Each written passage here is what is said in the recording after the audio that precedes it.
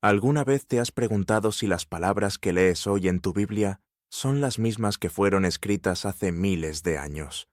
Y si te dijera que las sagradas escrituras que conocemos hoy han pasado por incontables manos, incontables traducciones e incontables alteraciones a lo largo de casi 2 milenios? La historia de cómo llegó a existir nuestra Biblia moderna no trata solo de inspiración divina, sino también de política humana, luchas de poder y decisiones que moldearon la fe de miles de millones. Hoy nos adentramos en uno de los temas más controvertidos de la historia. ¿Quién reescribió realmente las Sagradas Escrituras y por qué estos textos fueron alterados una y otra vez a lo largo de los siglos? Al final de este video, comprenderás la impactante verdad sobre cómo líderes políticos, autoridades religiosas e incluso concilios enteros cambiaron sistemáticamente la Biblia para servir a sus propios propósitos. Y créeme, algunas de estas revelaciones cambiarán por completo la forma en que ves la historia religiosa. Comencemos con una verdad fundamental que podría sorprenderte. La Biblia, tal como la conocemos hoy, no apareció formada de la nada. De hecho, los primeros seguidores del cristianismo no tenían una Biblia unificada. Durante los primeros siglos después de la muerte de Jesús, decenas de evangelios, cartas y textos religiosos circulaban entre las comunidades cristianas. Algunos relataban milagros de la infancia de Jesús, otros contenían dichos y enseñanzas que nunca llegaron a nuestra Biblia moderna. La pregunta es, ¿quién decidió qué libros pertenecían y cuáles no? La primera figura importante en organizar sistemáticamente las escrituras cristianas fue un hombre cuyas motivaciones estaban lejos de ser puramente espirituales. El emperador Constantino I de Roma se convirtió al cristianismo a principios del siglo IV, pero sus razones no eran enteramente de fe. Constantino veía al cristianismo como una herramienta para unir su imperio fracturado bajo una sola religión. En el año 325 después de Cristo, convocó el Concilio de Nicea, donde obispos de todo el mundo romano se reunieron para establecer la doctrina oficial cristiana. Pero aquí es donde la historia se vuelve interesante. Constantino ni siquiera estaba bautizado como cristiano cuando convocó este concilio. Era, en esencia, un político que usaba la religión como medio de control social.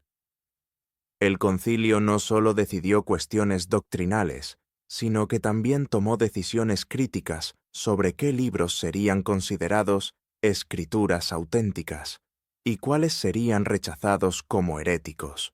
Textos que presentaban a Jesús como más humano que divino fueron sistemáticamente excluidos. Evangelios que daban a las mujeres, en particular a María Magdalena, un papel prominente en el ministerio de Jesús, fueron considerados inaceptables. Las motivaciones políticas se hacen aún más claras al examinar lo que sucedió con los textos rechazados. El Evangelio de Tomás, que contenía dichos atribuidos directamente a Jesús, fue marcado como herético. El Evangelio de María, que sugería que María Magdalena tenía una autoridad especial entre los discípulos, fue suprimido. El Evangelio de Felipe, que insinuaba una relación más cercana entre Jesús y María Magdalena, fue prohibido totalmente. Estas no fueron decisiones tomadas solo por razones teológicas, sino que reflejaban la estructura patriarcal del poder romano y la necesidad de Constantino de imponer uniformidad religiosa. Avanzando en la historia, encontramos a otra figura clave que alteró profundamente las escrituras cristianas: San Jerónimo. A finales del siglo IV, el Papa Dámaso encargó a Jerónimo la creación de una traducción latina estandarizada de la Biblia, conocida como la Vulgata. Podría sonar como un simple proyecto de traducción, pero Jerónimo realizó miles de cambios deliberados en el texto. Jerónimo no solo traducía, también editaba. Tenía acceso a manuscritos hebreos que los primeros eruditos cristianos no podían leer, y a menudo elegía interpretaciones que apoyaban posiciones teológicas específicas. Por ejemplo, en el libro de Isaías, tradujo una palabra hebrea que podía significar tanto joven como virgen, específicamente como virgen, reforzando la doctrina del nacimiento. Virginal. Esta sola elección de traducción ha influido en la teología cristiana durante más de 16 siglos. Pero las alteraciones de Jerónimo iban más allá de simples palabras. Reorganizó secciones enteras de las Escrituras, combinó diferentes textos fuente y, en ocasiones, añadió frases explicativas que no estaban en los manuscritos originales. El hombre que nos dio la versión más influyente de la Biblia en la historia de Occidente la estaba reescribiendo para ajustarla a las preferencias teológicas romanas del siglo IV. La época medieval trajo aún más alteraciones sistemáticas. Los monjes copistas, encargados de reproducir los textos bíblicos a mano, no solo copiaban, también corregían lo que consideraban errores o inconsistencias. Con los siglos, estas correcciones se acumularon hasta convertirse en cambios significativos respecto a los textos originales. Las autoridades eclesiásticas medievales también comenzaron a añadir extensas notas marginales y comentarios que poco a poco se incorporaron al propio texto bíblico. La glosa ordinaria, un comentario bíblico medieval estándar, llegó a ser tan influyente que muchas de sus interpretaciones se trataban como si fueran parte de la escritura original. Los copistas copiaban no solo el texto bíblico, sino también comentarios seleccionados, lo que dificultaba a los lectores posteriores distinguir entre escritura antigua e interpretación medieval. Durante este período, la Iglesia Católica mantuvo un control estricto sobre los textos bíblicos y su interpretación. La Vulgata latina se convirtió en la única versión autorizada, y leer la Biblia en lenguas vernáculas estaba prohibido para los creyentes comunes. Este control centralizado significaba que cualquier cambio introducido por las autoridades eclesiásticas se preservaba y difundía en toda la Europa cristiana durante siglos. La Reforma protestante del siglo XVI trajo otra ola de revisiones. Martín Lutero no solo desafió la autoridad católica, también hizo cambios significativos en el canon bíblico. Lutero cuestionó la autenticidad de varios libros del Nuevo Testamento, entre ellos Santiago, Judas, Hebreos y Apocalipsis. Relegó estos libros a un apéndice en su traducción al alemán, argumentando que no cumplían con sus criterios de autoridad apostólica. El trabajo de traducción de Lutero también incluyó decisiones interpretativas que reflejaban sus posiciones teológicas. Su famosa adición de la palabra sola en Romanos capítulo 3, versículo 28, cambió fundamentalmente el sentido del pasaje para apoyar su doctrina de la salvación por la fe sola. Cuando fue criticado por esta adición, Lutero la defendió como necesaria para la claridad del alemán, aunque sus opositores sostenían que representaba una manipulación teológica del texto. Otros reformadores protestantes realizaron alteraciones similares. La influencia de Juan Calvino en las traducciones bíblicas se extendió mucho más allá de sus propios escritos. Las traducciones producidas en comunidades reformadas elegían interpretaciones que apoyaban la teología calvinista, especialmente sobre la predestinación y la soberanía divina. Estas no eran elecciones neutrales de traducción, eran afirmaciones teológicas incrustadas en el propio texto. El rey Jacobo I de Inglaterra encargó lo que se convirtió en la traducción inglesa más influyente específicamente para apoyar su autoridad política y religiosa. La versión de 1611, conocida como la Biblia del rey Jacobo, no fue solo un proyecto de traducción, fue un documento político diseñado para fortalecer el poder real y la autoridad de la Iglesia anglicana. A los traductores se les dieron instrucciones explícitas de elegir interpretaciones que apoyaran el gobierno episcopal de la Iglesia y la supremacía real sobre los asuntos religiosos.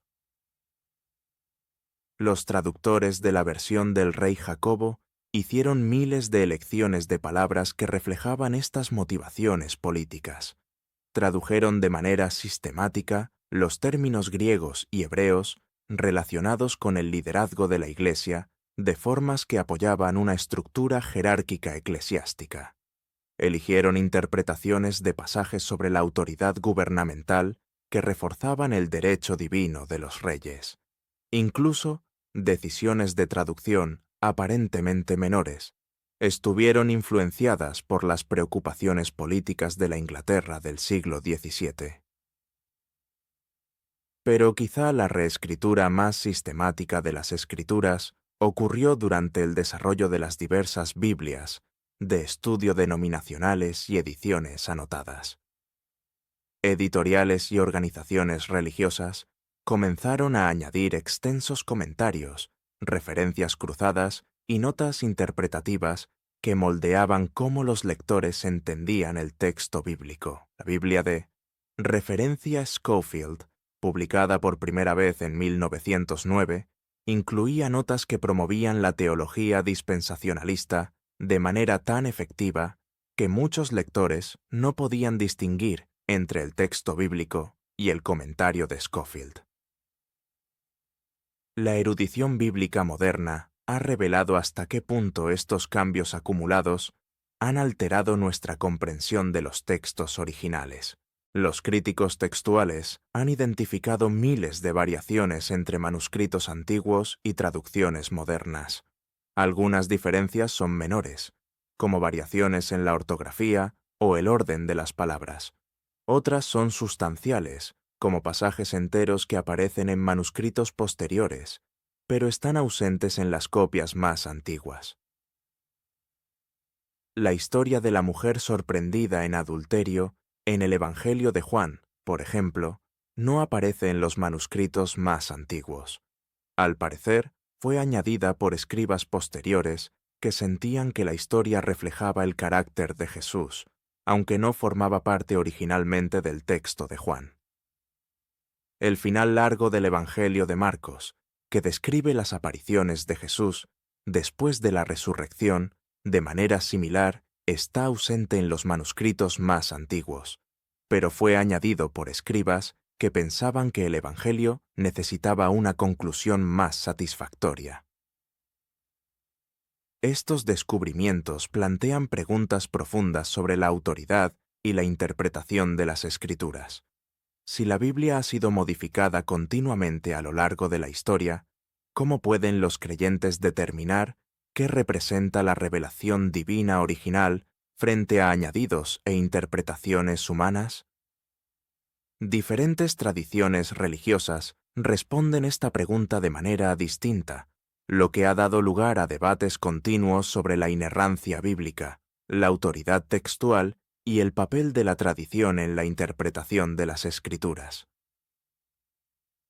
El descubrimiento de los rollos del Mar Muerto en 1947 brindó una visión sin precedentes sobre cómo existían los textos bíblicos antes de las alteraciones posteriores. Estos antiguos manuscritos, que datan desde el siglo III a.C. hasta el siglo I después de Cristo, muestran que algunos libros bíblicos se mantuvieron sorprendentemente estables durante siglos, mientras que otros experimentaron cambios significativos. Los rollos revelaron que la estandarización de las escrituras hebreas fue un proceso gradual que continuó hasta bien entrada la era cristiana. La evidencia arqueológica también ha iluminado los contextos políticos y sociales en los que los textos bíblicos fueron compilados y editados. El descubrimiento de bibliotecas antiguas, correspondencia entre autoridades religiosas y registros de concilios de la Iglesia, proporciona pruebas concretas de cómo y por qué se realizaron alteraciones en las Escrituras. Estos hallazgos respaldan el consenso académico de que la Biblia no representa un único momento de revelación divina, sino una compleja tradición literaria que se desarrolló a lo largo de muchos siglos mediante procesos editoriales humanos. Comprender esta historia no necesariamente socava la fe religiosa, pero sí exige un enfoque más sofisticado de la interpretación de las Escrituras. Muchos teólogos modernos argumentan que reconocer el elemento humano en la transmisión bíblica en realidad enriquece, en lugar de disminuir, el valor espiritual del texto. La Biblia se convierte no solo en una colección de documentos antiguos, sino en una tradición viva que ha dialogado con las preguntas y preocupaciones humanas a lo largo de milenios. La traducción bíblica contemporánea continúa esta tradición de elecciones interpretativas. Los traductores modernos deben decidir entre tradiciones manuscritas en competencia, elegir cómo expresar conceptos antiguos en lenguaje contemporáneo y equilibrar la precisión con la legibilidad. Cada traducción refleja las suposiciones teológicas, culturales y lingüísticas de sus traductores y del público al que va dirigida. La English Standard Version, la New International Version, la New Revised Standard Version y otras traducciones modernas hacen cada una miles de decisiones interpretativas que influyen sutilmente en cómo los lectores entienden las enseñanzas bíblicas. Comparar múltiples traducciones revela hasta qué punto traducir es interpretar, y la interpretación refleja el contexto teológico y cultural del traductor. Esto nos lleva a una realización crucial. Cada generación de creyentes ha heredado una Biblia que fue moldeada por las necesidades, preocupaciones y perspectivas teológicas de generaciones anteriores. Las escrituras que leemos hoy llevan en su interior las huellas de emperadores romanos, monjes medievales, reformadores protestantes y eruditos modernos. Comprender esta historia nos permite leer de manera más reflexiva y crítica, reconociendo tanto la inspiración divina que los creyentes encuentran en las Escrituras como los procesos humanos mediante los cuales esa inspiración ha sido transmitida e interpretada. La historia de la alteración de las Escrituras no ha terminado. La tecnología digital está creando nuevas posibilidades para la erudición y la distribución bíblica. Las bases de datos en línea permiten a los estudiosos comparar variantes de manuscritos más fácilmente que nunca. La inteligencia artificial se está utilizando para identificar patrones en la transmisión textual y reconstruir lecturas originales probables. Estas herramientas están revelando nuevos conocimientos sobre cómo se desarrolló la Biblia y cómo sigue evolucionando. De cara al futuro, la pregunta no es si la Biblia seguirá siendo interpretada y reinterpretada. Lo será. La pregunta es si los lectores comprenderán y participarán de manera reflexiva en esta tradición interpretativa. Reconocer que la Biblia ha sido moldeada por manos humanas a lo largo de la historia no disminuye su poder espiritual para los creyentes. Más bien, invita a un enfoque más maduro y sofisticado de la fe que reconoce tanto los elementos divinos como los humanos en la transmisión de las Escrituras. Las sagradas Escrituras que tenemos hoy no representan las palabras prístinas de Dios intactas de la influencia humana, sino más bien una compleja conversación entre inspiración divina e interpretación humana que ha continuado durante más de 2 milenios. Comprender esta conversación, sus participantes, sus motivaciones y sus métodos, proporciona un contexto crucial para cualquiera que busque entender el papel de la Biblia en la historia humana y su continua influencia sobre miles de millones de creyentes en todo el mundo. Ya sea que te acerques a la Biblia como escritura sagrada, como literatura histórica o como artefacto cultural, reconocer su compleja historia de transmisión enriquece, en lugar de empobrecer la experiencia de lectura. La próxima vez que abras una Biblia, recuerda que no solo estás leyendo palabras antiguas, sino que estás participando en una conversación en curso que ha moldeado y ha sido moldeada por algunas de las figuras más influyentes de la historia, desde emperadores romanos hasta monjes medievales y eruditos modernos, todos buscando comprender y comunicar lo que creían ser la verdad última.